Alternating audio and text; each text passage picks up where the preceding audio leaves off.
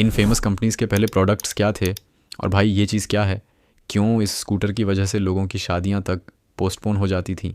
क्या आपने कभी झुर्रीदार अंडा देखा है? भारत के इस मंदिर में भगवान की नहीं एलियन की पूजा होती है। अगर ट्रेन पटरी से उतर जाए तो उसे वापस ट्रैक पे कैसे चढ़ाते हैं, और ऐसी चीज़ें जिनके बारे में जानकर आप हैरान हो जाओगे। वीडियो बहुत इंटरेस्टिंग है, तो उसको एंड तक देखना। आई है 2000 लाइक्स का। नंबर 18 ये है एनीस रैक्स, एक फैसिनेटिंग क्रिएशन जो डच आर्टिस्ट थियोजसन ने बनाई है। इन्हें स्टैंड बीस्ट यानी बीच एनिमल्स भी कहा जाता है। ये स्कल्पचर्स लाइट वेट मटेरियल्स जैसे प्लास्टिक ट्यूब से बने होते हैं और हवा के साथ ऐसे मूव करते हैं जैसे कोई जिंदा क्रिएचर हो। Animaris Rex in strandbeest का सबसे बड़ा और सबसे कॉम्प्लेक्स वर्जन है। थियोजसन ने इन्हें इसलिए बनाया था ताकि वो आर्ट और इंजीनियरिंग के बीच का कनेक्शन एक्सप्लोर कर सकें। उनका गोल है ऐसी क्रिएचर्स बनाना जो बिना इलेक्ट्रिसिटी या फ्यूल के सिर्फ हवा की पावर से खुद से बीच पर चल सकें। 1980 में बजाज की इस स्कूटर की वजह से लोगों की शादियां तक पोस्टपोन हो जाती थीं। लेकिन फिर ऐसा क्या हुआ कि बजाज को यह स्कूटर बंद करनी पड़ी। 1972 में बजाज ने अपनी पहली स्कूटर 6 तक लॉन्च की थी। ये इतनी पॉपुलर हो गई थी कि इसे खरीदने तक के लिए लोगों को कभी कभी 10 साल तक वेटिंग लिस्ट पे वेट करना पड़ता था। रीज़न था उस टाइम का लाइसेंस राज, जिसमें बजाज को 1 साल में लिमिटेड स्कूटर्स बनाने की परमिशन मिलती थी। उस वक्त शादियों में चेतक स्कूटर को दहेज का नंबर 1 आइटम माना जाता था, और इसके लंबे वेटिंग पीरियड के चक्कर में कई शादियां पोस्टपोन तक करनी पड़ती थीं। लेकिन 1980 के मिड में कंपटीशन शुरू हो गया। 1986 में LML ने इटालियन कंपनी पियाजो के साथ पार्टनरशिप करके VSP अपेक्स इंडिया में एलची की। चेतक का इंजन साइड माउंटेड होता था, जबकि वेस्पा का इंजन रियर पोर्शन पे था। इसी वजह से VSP इंडियन रोड्स पे चेतक के कंपैरिजन में ज़्यादा स्टेबल चलती थी। और सिर्फ इतना ही नहीं, 1980 में यामाहा एक्वाटर्स और टीवी सुजुकी जैसे कोलैब्स ने बाइक लॉन्च करनी स्टार्ट कर दी। मतलब लोगों के पास स्कूटर के अलावा भी बहुत सारे नए ऑप्शंस आ गए। स्लोली चेतक की डिमांड गिरती गई और फाइनली बजाज ने अपनी इस लेजेंडरी स्कूटर को बंद कर दिया। क्या आपके कानों में भी कभी कभी ऐसी आवाज़ सुनाई देती है? पर यह आवाज़ है किस चीज़ की और कहाँ से आती है? तो इसको कहते हैं टिनाइटिस। एक्चुअली जब भी हम कोई आवाज़ सुनते हैं तो हमारे कान उस साउंड को इलेक्ट्रिकल सिग्नल्स में कन्वर्ट करते हैं ताकि वो सिग्नल ब्रेन तक पहुंच सके। अब इस प्रोसेस में एक बहुत इंपॉर्टेंट पार्ट काम करता है कोचिया। कोचिलिया के अंदर छोटे छोटे हेयर सेल्स होते हैं जो साउंड के हिसाब से वाइब्रेट करते हैं और उसे इलेक्ट्रिकल सिग्नल में कन्वर्ट कर देते हैं। लेकिन प्रॉब्लम तब होती है जब हम लंबी देर तक बहुत तेज़ आवाज़ सुन लेते हैं, जैसे loud music, DJ, factory noise या आसपास ज़ोर से पटाखा बज जाए या ज़ोर से तमाचा। उस टाइम ये हेयर सेल्स डैमेज हो जाते हैं। फिर ब्रेन कंफ्यूज हो जाता है कि साउंड आ कहाँ से रही है, और इसी कन्फ्यूज़न की वजह से वो अपना ही फेक सिग्नल जनरेट कर देता है और हमें कान में यह वाली साउंड सुनाई देने लगती है।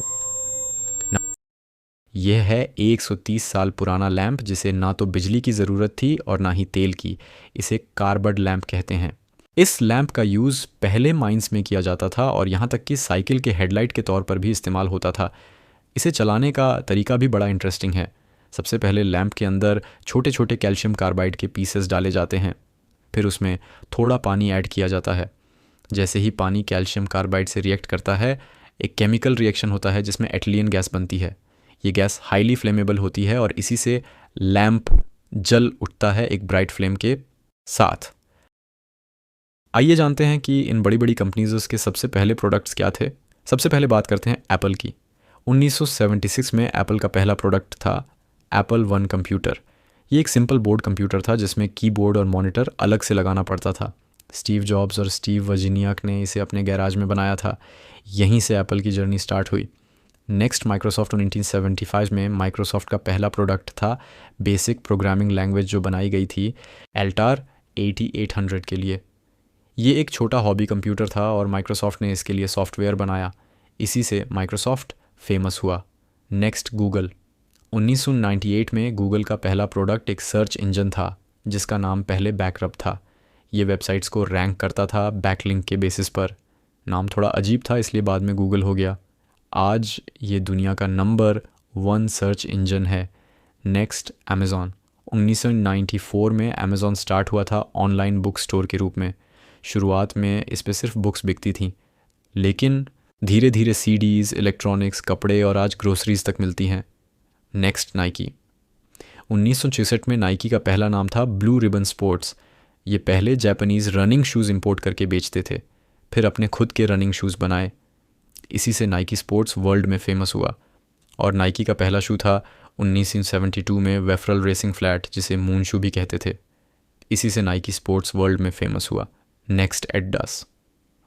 1920 में एडिडास का पहला प्रोडक्ट था स्पाइक रनिंग शूज़।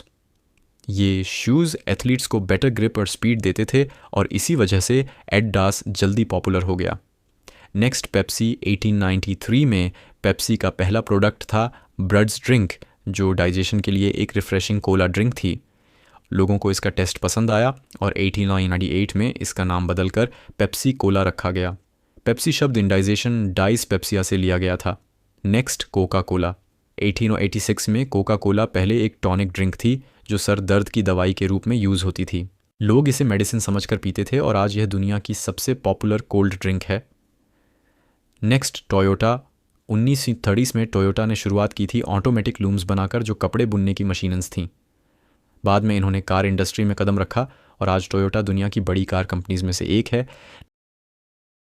आखिर एक उतरी हुई ट्रेन को वापस ट्रैक पे कैसे चढ़ाते हैं, और यह लोग चलती ट्रेन के आगे लोहे के ब्लॉक क्यों लगा रहे हैं?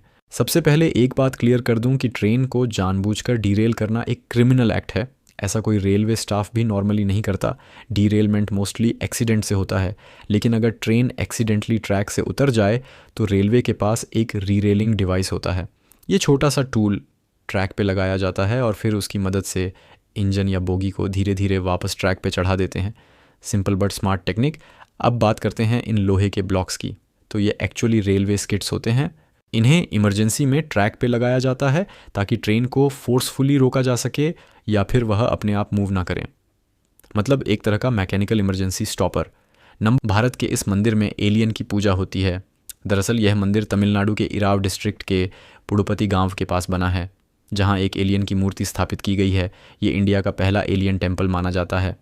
दरअसल तमिलनाडु के एक व्यक्ति राजा, जिनका असली नाम शमनुगम है, उन्होंने इस टेम्पल को ज़मीन के करीब 11 फीट नीचे बनाया है। मीडिया रिपोर्ट्स के हिसाब से उनका कहना है कि उन्हें एलियंस ने सपने में दर्शन दिए थे और उसके बाद ही उन्हें यह टेम्पल बनाने का विचार आया। उनका मानना है फ्यूचर में एलियंस ही एकमात्र ऐसे देवता होंगे जो दुनिया को बड़ी आफत और डिज़ास्टर से बचा सकते हैं। क्या तुमने कभी ऐसा अंडा देखा है जिसके ऊपर झुर्रियाँ पड़ी हों? वेल इन्हें रिंकल डग्स कहते हैं, जो निकलते तो मुर्गी से ही हैं, लेकिन कुछ कंडीशंस में ऐसे बन जाते हैं। मोस्टली ये तब होता है जब मुर्गी के डाइट में कैल्शियम या विटामिन डी की कमी होती है, या फिर वो बहुत ज़्यादा स्ट्रेस में होती है, जैसे ज़्यादा गर्मी, आवाज़ या लाइट की डिस्टर्बेंस। ऐसे टाइम पर शेल प्रॉपरली फॉर्म नहीं होता और रिंकल्ड एग बाहर निकलता है। और दूसरी वजह है जब मुर्गी बुढ़ हो जाती है तो उसकी बॉडी वीक होने लगती है।